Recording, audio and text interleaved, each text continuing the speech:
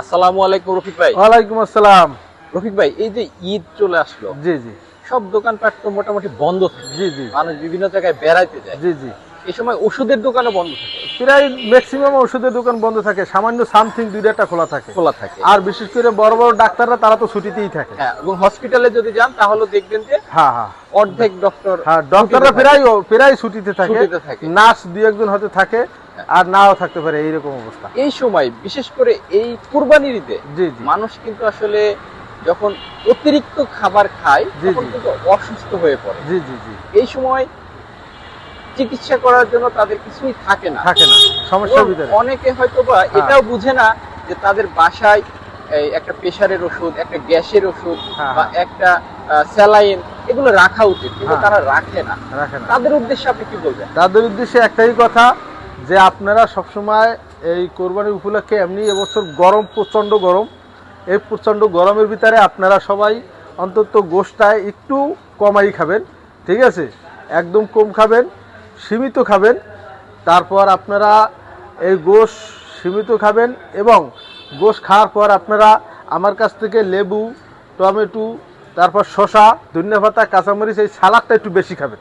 সালাদের আইটেমটা একটু বেশি খাবেন, এটা হজমের হ্যাঁ জন্য। হজমের জন্য সালাদের আইটেমটা একটু বেশি খাবেন, ঠিক আছে? তাহলে দেখবেন যে আপনি গরুর গোশটা একটু এফেক্টটা মানে আর কম। একটু শক্তি দেওয়ার চাহিদাটা একটু কমে যাবে, দুর্বল হয়ে যাবে, যার কারণে আপনি কোনো অসুস্থ হবেন না।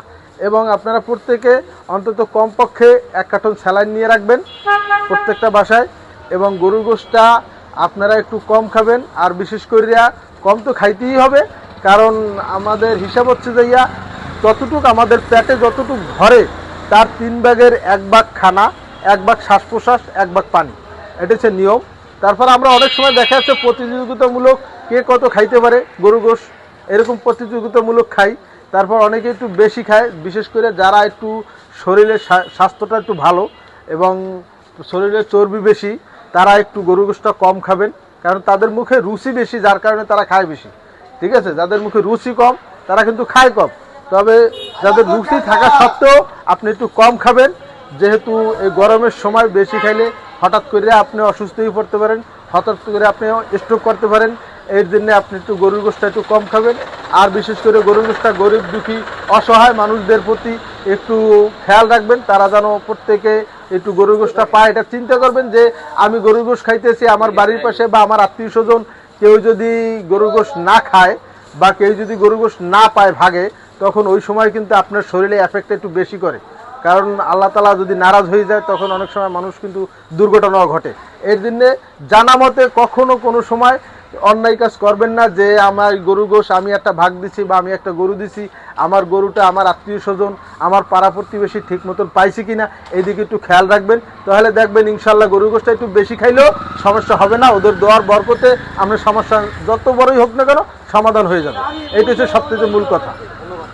রফিক ভাই গুরুত্বপূর্ণ কিছু কথা বললেন, জি। এবং সবাইকে উদারতভাবে আহ্বান করলেন যে হ্যাঁ। আপনারা গরুর মাংস খান, সমস্যা নাই, হ্যাঁ। তবে তার পাশাপাশি হ্যাঁ। আপনারা আপনাদের যে নিয়মিত যে ওষুধগুলো হ্যাঁ। বা আপনাদের যে সমস্যাগুলো, জি। যে ওষুধগুলো নিয়মিত হ্যাঁ। লাগে, সেই নিয়মিত ওষুধগুলো যেন আপনার বাসায় থাকে। কারণ এই সময় হয়তো বা ওষুধের দোকান বা যে কোনো জিনিস বন্ধ থাকতে পারে। এছাড়া সবজি একটু বেশি খাওয়ার জন্য রফিক ভাই উদারতভাবে আহ্বান জানাচ্ছি। তো আজকের ভিডিও এখানে আমরা শেষ করছি, এবং রফিক ভাইয়ের যে পরামর্শ আপনারা সবাই এটা মেনে চলবেন। ধন্যবাদ সবাইকে। আল্লাহ হাফেজ। আল্লাহ হাফেজ, ভালো থাকেন সবাই।